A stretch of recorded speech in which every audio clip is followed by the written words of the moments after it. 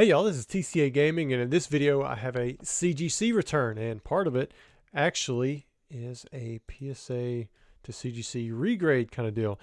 I can't remember what all I broke out. Didn't look like it was too many cards, but here are all the previous certs. You can see they were fairly new. I mean, where are we even at? 139,317,322.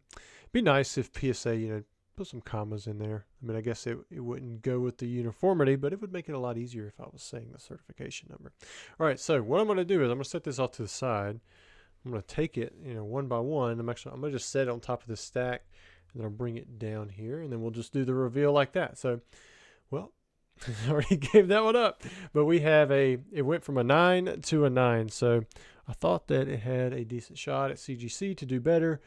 Oh, well, turns out I was wrong. Both PSA and CGC, they agree this is a solid 9. So whenever you do this route where you break it out of a PSA case and you grade it at CGC, if you don't get a grade bump, you're losing out pretty much all of the PSA fee, right? Because it's still graded in a CGC holder, but then you also lose that premium or the price difference between the CGC and the PSA. And for a card like this, I think it's about $20 or $30 the difference between the CGC 9 and the PSA 9. So yeah, that's a loss. All right, next one. All right, let's see how we did. See if I can do this a little better this time. All right, so this Pikachu was a 9, and we did see a grade bump. So this one bumped up to a 10. See the back there. I can't remember from what submission this was, but you guys can probably trace it back in one of the videos. I try to show you guys most of my returns. You don't get to see all of them, unfortunately, but like my most recent PSA return, I did not show. I was just so frustrated with it. I was just like, you know what, let's just go ahead and list these cards and try to forget about them. All right, this Zapdos was an 8, and it bumped to a 9. So probably not much of a price difference here. I might not have gained that much money on it, but I thought, hey, if I can get a 10, that'd be pretty sweet. See a pretty decent price increase, but did bump up 1 grade. So far I am 2 for 3, with one of those being a downgrade. There we go. All right. So next up we have a Charizard V. This is a 9. If you guys remember, I graded a handful of these, and I probably just picked out a few that I thought were the best, had the best shot, and there we go. This one did bump up to a 10, so we did see an increase there. I think the 9 is maybe like 40 or 50 bucks on the CGC side. PSA side probably $10, $20 higher, but then the 10 I want to say is closer to a little bit over 100 on the CGC side. So this is probably the first decent win that I've had. Even though we saw it with the Pikachu as well, I don't think the price difference is that much. All right, next up we have Salamence EX. This one had the PSA 9, and there we go. We saw a bump to a Gem Mint 10. So it bumped up a full grade. Did not get the pristine, which would have been really sweet, but I could see how the centering is off just ever so slightly, so I could see where that would not happen. So far, not too bad. Let's see what we got here. All right, so we had a Mint 9 from PSA again. So these were all, strong grades. They didn't pull the 10. And this one did bump up to the CGC 10. Now, on CGC side, I believe that this is about 200 bucks or so, maybe a little bit more, for a Gem Mint 10 versus the PSA 9, which is around like $80, something like that. So that's the best win so far. All right, here is another Mew. This one was a PSA 9, and it crossed to the same grade. So it got a PSA or a CGC 9 as well. Looks like the centering's off a little bit on that one, maybe 1 white dot. So probably should have examined that one a little bit better before breaking it out. Because again, anytime it goes from a PSA case to a CGC case and you're in the same grade, it doesn't matter what company it is, you probably lost out some money unless it's like a really high-end card. But the fact that it went from PSA to CGC, there is that value there with the PSA case, because when they're older, they've been around longer. And it does cost more to grade just in general as it is. So you're already going to have that gap there. Even if everything else was the same, but the price to grade was different, it's going to naturally make the cards that are graded by PSA be a little bit more to acquire on the open market, since it is a higher price just to grade the cards, even in bulks. They just went up to 25 recently, and on CGC side, it's a lot cheaper. All right, so this was an 8. And then it got an 8. So again, did not see an increase there. Trying to see if there's something. I thought that was on the card. I was like, man, I missed that big of a white dot. Maybe it was the centering mostly on this. Possibly a white dot there on the left side. Yeah, I think there's one there. But yeah, so pulled the 8. It was an 8, and now it's an 8 again. So not seeing as good of results as I have in the past on some of these upgrades. But overall, not too bad. All right, so this was a Charizard VMAX. It was an 8. Ooh, there we go. That one bumped up to a 10. So there's our first bump by more than 1 grade. So that one bumped 2 grades.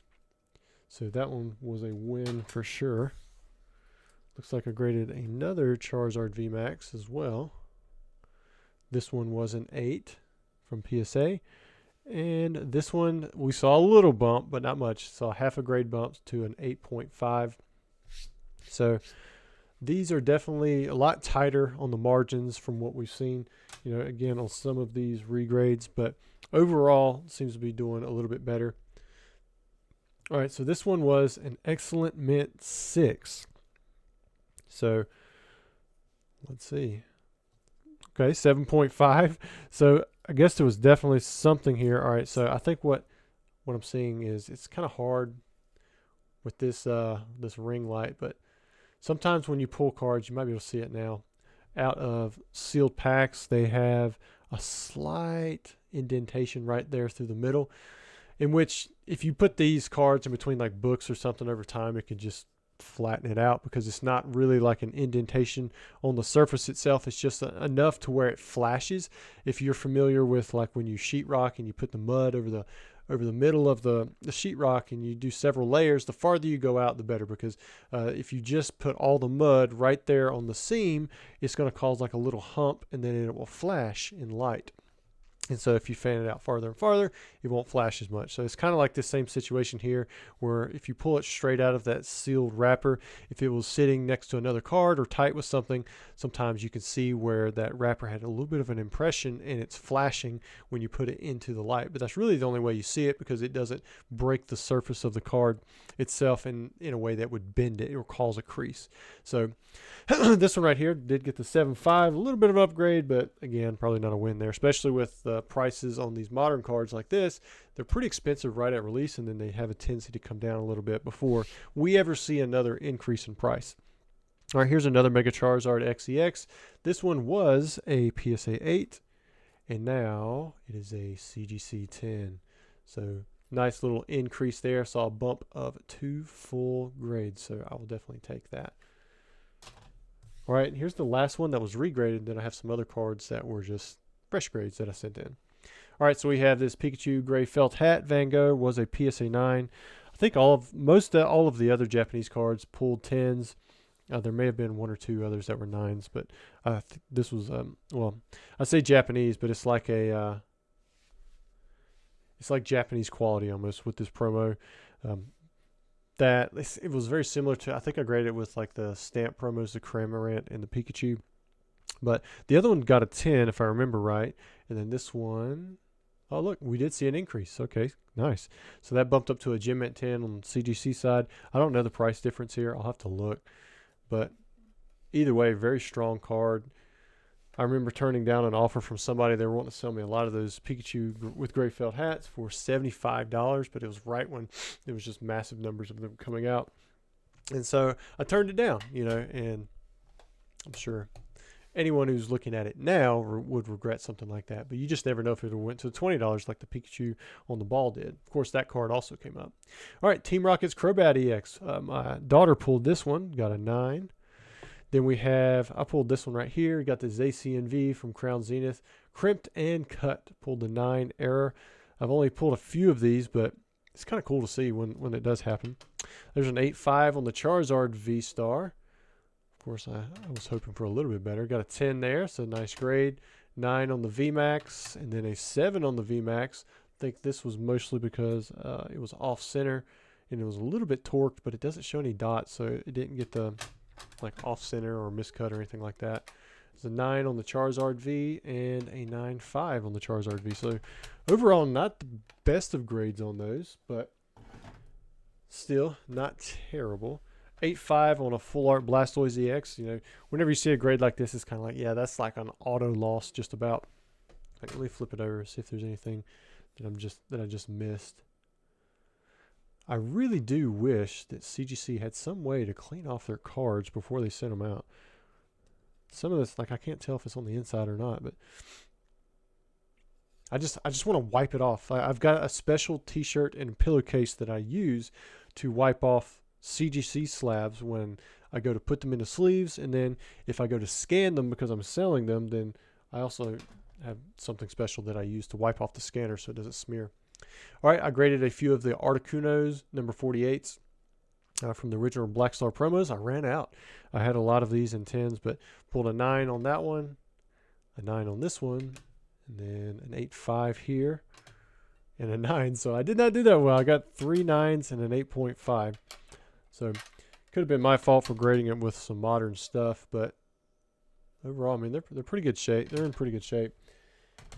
All right, and then last we have this right here. So we have the E3 pack. I did grade the cards. I ended up grading them with CGC. The Kirby got a 9. Look at that. The Manhole got a 10. Pretty cool to see that card graded. Got the Mr. Game & Watch. The Hapip got an 8, in which we had saw there was a little bit of surface stuff going on. It was really light. I probably should have tried just putting it in a book and letting it sit for a few years and see if it just kind of like naturally pressed out. But I did not do that. Just went ahead and sent them in. And on the Pichu, the best card, the 7.5. So it did get the lowest grade, but still not too bad of a grade. You can kind of see where it flashes a little bit up in that area where we had talked about it. But again, it wasn't enough to put an actual bend in the surface itself, but still not too bad. It's kind of cool to see these encased. I did see where someone had graded one of these packs, the one that I'd opened to pull these 4 cards out. I've got a 7, and then on Golden Auction, last time I saw it, it was like at $8,000 or something crazy. I don't know what it ended up going for. I would think not too much more than that, but I thought that was a pretty astounding price. But before we go, I do have one more thing for you. I was going to open this up because I was like, hey, I just sold my last CGC Pikachu, Shadowless Pikachu, for $300. Maybe I should just grade a few more. And so I went ahead and I ripped off this wrapper, and I was like, you know what, I guess I could film this. The last time I did this, it did really well. The video did like fantastic. It maybe because of the way the title was worded or whatever, and this one's not going to be like that. But I'm going to show it to you guys anyways. You can see all this stuff on here. Got these at a very discounted price. Termite damage. Look at that. Lots of termite damage. So when I bought these at Worlds in 2024, I want to say I got them for $150 a piece or so, something like that. Of course, they weren't guaranteed Shadowless, but they had all the signs. We'd opened up a few and knew that they were Shadowless. And so I bought them under the impression that they're all going to be Shadowless. Let me wipe off some of this termite stuff. There will likely be more inside, you know, I imagine, looking at what we got going on here. But thankfully the decks are usually sealed, so it doesn't affect the cards too much. Now it'd still be really cool if by chance we pulled the no damage Ninetales, but I don't know that that's going to happen. All right, so here's the rule book. Look at that. Oh yeah, it's got it going on, got that stuff on it. Blow it off. Which rule books are these? So I had a WotC employee recently reach out to me and like, hey, do you have one of the guides with my name in it? And so different ones have different names in here. And I wanted to see, this one is not one that has the name that I'm looking for, but check it out. So if you ever like wonder who were some of the original people in the game, you can find it in the back of any of these old like manuals. And the names, they change a little bit with each different version. And the one that I'm particularly looking for is not in here. So I think they come. I think it was with version 3. That's when they got put into them. There is something on E4 that you can find. It's got like pictures of all of them, so I had taken some screenshots. But there's that Chansey coin. This coin, if you can find one and get it graded high, it does really well, but this one's been eat up with some termites. See, the termites even went in here to that plastic, so I'm hoping that the cards are okay. We're about to find out. All right, so you can see where it's all over this. I'm going to wipe some of this crud off, and then we'll see how bad the damage is.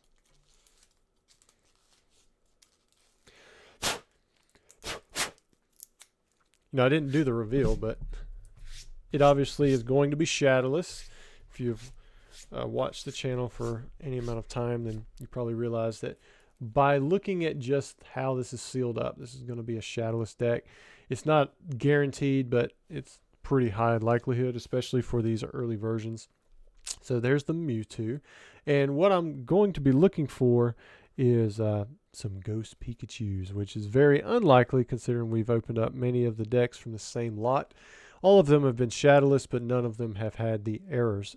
But let's see. Who knows? Maybe we'll get lucky. Now, this top card, Mewtwo, is going to have some glue issues, as always. It's not something that I found any grading company grades as like a stain anymore, even though, like you can see right there where there's a stain going straight down the middle. There are some people who claim that they've pulled fresh cards out of these decks and they don't have the staining or the glue issues because it popped open, but I have yet to see that. Most of the ones that I run across, they are popped open in the front, but they still have the glue issues. And you can see this one right here has some of, those little termite pieces of dust or whatever on it. So I'm going to set the Mewtwo off to the side, and we're going to look at the rest of the cards. Doesn't look like maybe this back card here, yeah, the back card looks like it was got a little bit of smudging on it, that psychic energy, but I'm not seeing like anywhere where the termites may have eaten through the cards. So this deck looks like it's turned out to be in pretty decent shape. So let's see what we have. We got a Kadabra. Now these cards do stick together a little bit. Got a Jinx. There's the second Jinx. Haunter. If I can get some 10s on some Haunters, that'd be nice. Ghastly. Another Ghastly. Another Ghastly. Drowsy. 2. 1 Abra. 2 Abras. 3 Abras. And then there's our Shadowless Pikachu. And of course it's not the ghost error. That's where we'd be looking for that. But look at that backside. Beautiful shape. These might, see maybe one white dot there. Might be worth a chance to see if we can get some 10s out of here.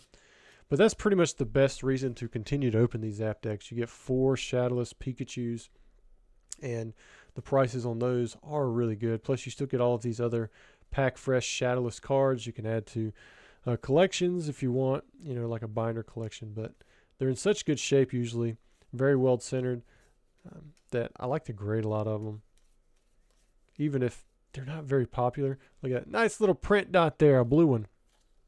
Energies, I don't think that they have a higher chance of having an ink dot. I just think that it's much more easily seen, and that's why we find a lot of energies with those ink dots on them. But anyways, guys, I hope you enjoyed the video. You got to see another Zap Shadowless deck opening while we were Ghost Pikachu error hunting, as well as showing some graded cards.